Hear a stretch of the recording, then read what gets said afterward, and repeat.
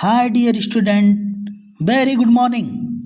तो चलिए आज क्लास 10th का आज पहले अध्याय यानी रसायन विज्ञान के पहले अध्याय का बहुत ही कम समय में रिवीजन करते हैं। बहुत ही कम समय में रिवीजन करते हैं। सब लोग ध्यान देंगे एक बार।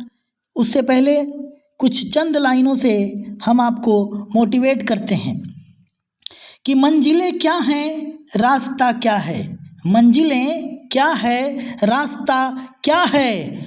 हौसला हो तो फासला क्या है। अगर हौसला हो तो फिर फासला क्या है। तो मेरे प्यारे स्टूडेंट, एक बार चलिए वीडियो को अधिक से अधिक शेयर करिए और जिन्होंने अभी तक सब्सक्राइब नहीं किया है सब्सक्राइब कर लें। तो चलिए शुरू करते हैं आज। जय हिंद, वंदे मातरम। चलिए जोश और जुनून के साथ, ये जुनून कम नहीं होना चाहिए, ये जोश कम होना नहीं चाहिए। जब तक तोड़ेंगे नहीं तब तक छोड़ेंगे नहीं। इन्हीं शब्दों के साथ और वीडियो में आगे बढ़ते हैं। और देखिए, ध्यान दीजिए। अध्याय का नाम आप सभी को पता है, रासायनिक अभिक्रियाएं एवं समीकरण।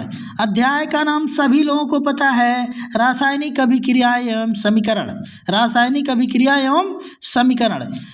अध्याय का नाम क्या है? रासायनिक अभिक्रियाएं एवं समीकरण। इस अध्याय से 10 नंबर आपके एग्जाम में एकदम पक्का है। समझिए कि 10 नंबर इससे आना ही आना है। तो चलिए बहुत ही कम समय में हम लोग इसे केवल रिवीजन करेंगे। क्लास में हमने आपको समझाया है और आज पीडीएफ के माध्यम से पीडीएफ बना के बहुत वक्त लगता है प्यारे डियर स्टूडेंट, बहुत वक्त लगता है। इसलिए खूब अच्छे से पूरे वीडियो को देखेंगे और समझेंगे। तो चलिए वीडियो में आगे बढ़ते हैं और पहला हेडिंग लेते हैं। पहला हेडिंग आप लोग के सामने क्या है? देखिए पहला हेडिंग आप लोग के सामने क्या है। सब लोग बोलिए भी, बोल बोल के पढ़ेंगे, बोल बोल के, बिना बोले नहीं पढ़ेंगे, बोल के। देखिए पहला हेडिंग है रासायनिक अभिक्रिया एवं समीकरण। क्या है? रासायनिक अभिक्रिया एवं समीकरण। आप लोग ध्यान से सुनिएगा। ऐसे परिवर्तन जिसमें नए गुणों वाले पदार्थों का निर्माण होता है उसे रासायनिक अभिक्रिया कहते हैं। यानी आप कोई भी ऐसा परिवर्तन देखिए जिसमें नए गुण धर्म वाले पदार्थों का अगर निर्माण होता हुआ दिखाई दे रहा है तो समझिए कि वह रासायनिक अभिक्रिया हो रही है। वहाँ पर रासायनिक अभिक्रिया हो रही है। अब आगे बढ़ेंगे। रासायनिक अभिक्रिया के जो होते हैं वो 2 भाग होते हैं। 2 भाग आपने क्लास में पढ़ रखा है। आपको हमने क्लास में पढ़ा रखा है कि रासायनिक अभिक्रिया के 2 भाग होते हैं। पहले वाले को क्या कहते हैं? आप सभी को पता है कि पहले वाले को कहते हैं अभिकारक। पहले वाले को क्या कहते हैं? अभिकारक। पहले वाले को अभिकारक। और जो दूसरा वाला यानी अभिकारक के बाद जो आपको मिलता है वो होता है उत्पाद। तो पहले अभिकारक को जानेंगे। यानी ऐसे पदार्थ जो किसी रासायनिक अभिक्रिया में हिस्सा लेते हैं, ऐसे पदार्थ ध्यान से देखेंगे। ऐसे पदार्थ जो किसी रासायनिक अभिक्रिया में हिस्सा लेते हैं उन्हें अभिकारक कहते हैं। आराम से देखेंगे। ऐसे पदार्थ जो किसी रासायनिक अभिक्रिया में हिस्सा लेते हैं उन्हें अभिकारक कहते हैं। अब आते हैं उत्पाद की तरफ।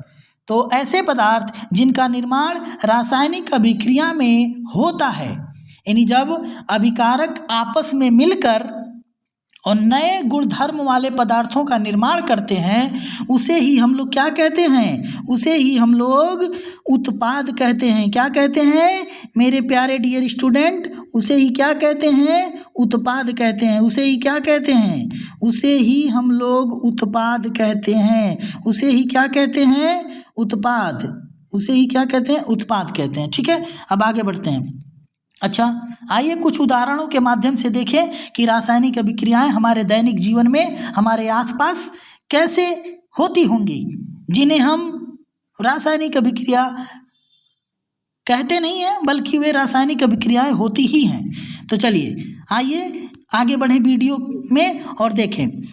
भोजन का पचना, यानी जो भोजन का पचना है, यानी जो हम लोग भोजन ग्रहण करते हैं, जो विभिन्न खाद्य पदार्थों का हम लोग अपने ऊर्जा के लिए लेते हैं, वो खाद्य पदार्थ जब जाके हमारे शरीर के अंदर पचता है तो किस प्रकार की अभिक्रिया होती है, तो वह भी रासायनिक अभिक्रिया होती है।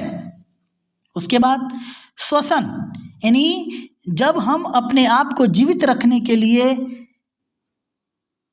ऑक्सीजन लेते हैं, कार्बन डाइऑक्साइड छोड़ते हैं, वह भी हमारा एक रासायनिक अभिक्रिया है। लोहे पे जंग लगना, आप लोगों को हमने क्लास में बता रखा है कि जब लोहे को यानी जब हम Fe को यानी लोहे को क्या करते हैं, खुले में छोड़ देते हैं। जब हम लोहे को खुले में छोड़ देते हैं यानी आयरन को खुले में छोड़ देते हैं तो उस पर जंग लग जाता है, आप देखे होंगे। वह भी एक प्रकार का रासायनिक अभिक्रिया है, एक रासायनिक अभिक्रिया का उदाहरण है। उसके बाद हम लोग आगे बढ़ें तो देखेंगे मैग्नीशियम फीते का जलना, यानी मैग्नीशियम रिबन ले लीजिए, उसको जलाइए। जब मैग्नीशियम यानी Mg को जब जलाएंगे तो मैग्नीशियम ऑक्साइड बनेगा, MgO बनेगा, मैग्नीशियम ऑक्साइड बनेगा।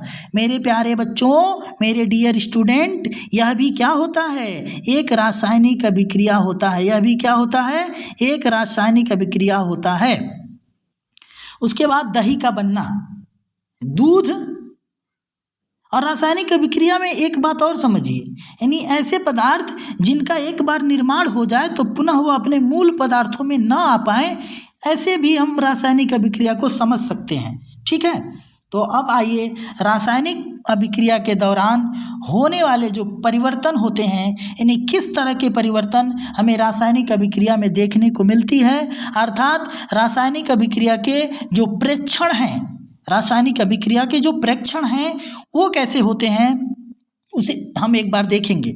तो रासायनिक अभिक्रिया के प्रेक्षण के रूप में सबसे पहले देखिए अवस्था में परिवर्तन। क्या देखने को मिलेगा हमें, अवस्था में परिवर्तन, यानी जब कोई अभिक्रिया, यानी कि जब कोई रासायनिक अभिक्रिया होती है, जब कोई रासायनिक अभिक्रिया संपन्न होती है तो उस दौरान हम देखते हैं कि जो मूल तत्व होते हैं, जो अभिकारक आपस में मिलकर उत्पाद का निर्माण कर रहे हैं, उनकी अवस्थाओं में परिवर्तन देखने को मिलता है। उसके बाद हम लोग रंग में भी परिवर्तन देखते हैं, ताप में भी परिवर्तन होता है, गैस का उत्सर्जन होता है। यानी अनेक ऐसी रासायनिक अभिक्रियाएं हैं जिनके उत्पाद के निर्माण के साथ साथ, यानी उत्पाद का निर्माण तो होगा ही, उस उत्पाद के निर्माण के साथ साथ गैस का उत्सर्जन भी होगा।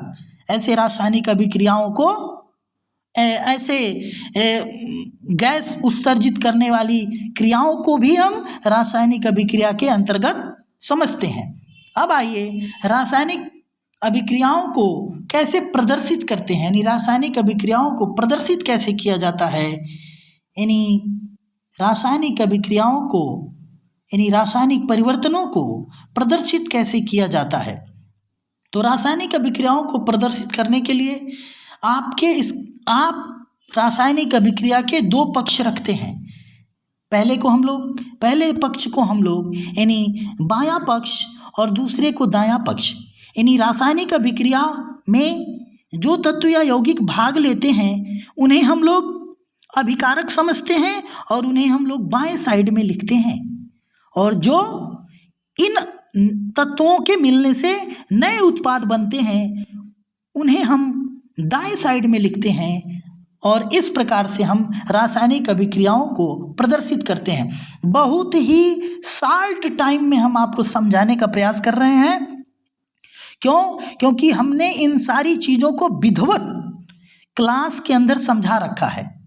क्लास के अंदर हम इन सारी चीज़ों को विधिवत समझा दिया है, आप लोग अच्छे से वहाँ समझे भी हैं। ये केवल रिवीजन है कि आप लोग जब मोबाइल चलाएं तो इधर उधर का वीडियो देखने से अच्छा है कि एक बार अपने विषय से संबंधित कुछ चीज़ों का रिवीजन कर लें, ताकि आपका जो आपका चैप्टर है वो और उस पे पकड़ आपका मजबूत हो जाए, इस चैप्टर पे और पकड़ मजबूत हो जाए। क्योंकि मैं पहले ही बता रखा हूँ कि कम से कम 10 नंबर तो इस चैप्टर से आते ही आते हैं, क्योंकि बहुविकल्पीय में और कई अगर लॉन्ग आंसर पूछ दिया, रासायनिक अभिक्रियाओं को संतुलित करना पूछ दिया, रासायनिक अभिक्रियाएं कितने प्रकार की होती हैं ये पूछ दिया। तो इस तरह से मिला के देखा जाए तो 8 नंबर से लेके 10 नंबर के बीच में होता है। अब आइए आगे बढ़ते हैं और आगे बढ़ के देखते हैं, और अधिक से अधिक अगर समझना है तो आप क्लास रेगुलर आइए, अब्सेंट मत करिए। तो चलिए हम देखिए आगे अब क्या, रासायनिक समीकरण, रासायनिक समीकरण। तो अब हम लोग आगे बढ़ेंगे और अगली हेडिंग को लेंगे जिसका नाम है रासायनिक समीकरण। बिल्कुल जोश और जुनून ठंडा नहीं होना चाहिए, जब तक तोड़ेंगे नहीं तब तक छोड़ेंगे नहीं। इन्हीं इरादों के साथ इस वीडियो को पूरा देखिए, रिवीजन करिए, जोश और जुनून। अभी हम आपको शुरू में मोटिवेट किए हैं कि मंजिलें क्या हैं, रास्ता क्या है, मंजिलें क्या है, रास्ता क्या है, हौसला हो तो फासला क्या है, हौसला हो तो फासला क्या है। तो मेरे प्यारे डियर स्टूडेंट, पुनः अब बिना किसी समय बर्बाद किए हुए, यानी बिना किसी समय गंवाए, बिना समय बर्बाद किए हम लोग वीडियो में आगे बढ़ेंगे और देखेंगे रासायनिक समीकरण। तो क्या कह रहा है कि रासायनिक अभिक्रिया रासायनिक समीकरण द्वारा निरूपित की जाती है, यानी रासायनिक समीकरणों में तत्वों के प्रतीक या अभिकारक और उत्पादों के रासायनिक सूत्र उनकी भौतिक अवस्था के साथ लिखे जाते हैं। जैसा कि हमने आपको क्लास में बता रखा है। क्या बता रखा है जी? हमने आपको क्लास में बता रखा है कि रासायनिक समीकरण क्या होता है, यानी किसी भी अभिकारक के संकेतों और प्रतीकों और उत्पाद के संकेतों और प्रतीकों के रूप में अभिव्यक्त करना, लिखना, दर्शाना ही रासायनिक समीकरण कहलाता है। तो चलिए आप यहाँ से समझे होंगे। अब आगे बढ़ते हैं, वीडियो लंबा हो जाएगा इसलिए छोटा छोटा वीडियो करके बनाएंगे ताकि आप अपने कीमती समय में से उस छोटे से समय का लाभ उठाएं। और बहुत लेंदी वीडियो करने का मेरा कोई औचित्य नहीं है, छोटे छोटे वीडियो में ही हम इस चैप्टर को संपन्न करेंगे। अगर आपका सहयोग मिला, आपने अधिक से अधिक वीडियो को शेयर किया, चैनल को सब्सक्राइब किया, तो ज़रूर हम आप लोगों के लिए मेहनत करेंगे और अच्छे से अच्छे कंटेंट लेके आएंगे जो आपके परीक्षा के दृष्टिकोण से काफ़ी महत्वपूर्ण होगा। आइए तो ध्यान दीजिए, रासायनिक अभिक्रिया में आवश्यक परिस्थितियां, यानी रासायनिक अभिक्रिया में जो परिस्थितियां होती हैं जिनके वजह से रासायनिक क्रियाएं संपन्न होती हैं, वो क्या होता है? ताप, दाब, उत्प्रेरक आदि को तीर के निशान के ऊपर दर्शाया जाता है। यानी ये तो समीकरण लिखने का तरीका है। ये क्या है? समीकरण लिखने का तरीका है। आगे बढ़ेंगे, रासायनिक अभिक्रियाओं को संतुलित करना। रासायनिक अभिक्रियाओं को संतुलित करना, रासायनिक अभिक्रियाओं को क्यों संतुलित करना पड़ता है? क्योंकि हम लोग जानते हैं कि कोई भी रासायनिक अभिक्रिया द्रव्यमान संरक्षण के नियम का पालन करती है, अर्थात जितना अभिकारक भाग लेता है रासायनिक क्रिया के उपरांत उतने ही उत्पाद का निर्माण भी होता है। इसलिए रासायनिक अभिक्रियाओं को संतुलित करना परम आवश्यक होता है। जिन रासायनिक अभिक्रियाओं को संतुलित नहीं किया जाता है उन्हें कंकाली अभिक्रिया कहते हैं। हमने आपको क्लास में ये चीज़ें बता रखा है। और रासायनिक अभिक्रियाओं को संतुलित करते हैं कैसे, वो हम आपको ग्रीन बोर्ड पे पढ़ा के और उसका अलग से वीडियो बनाएंगे।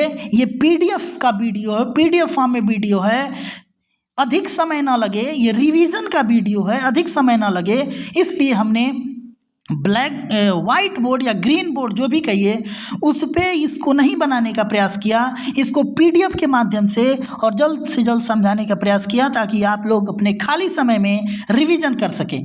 तो द्रव्यमान संरक्षण का नियम क्या होता है ये जानेंगे और उसी के बाद इस वीडियो को हम लोग बंद करेंगे और पुनः अगली वीडियो में अगले कंटेंट यानी अगले हेडिंग को लेके हम उपस्थित होंगे।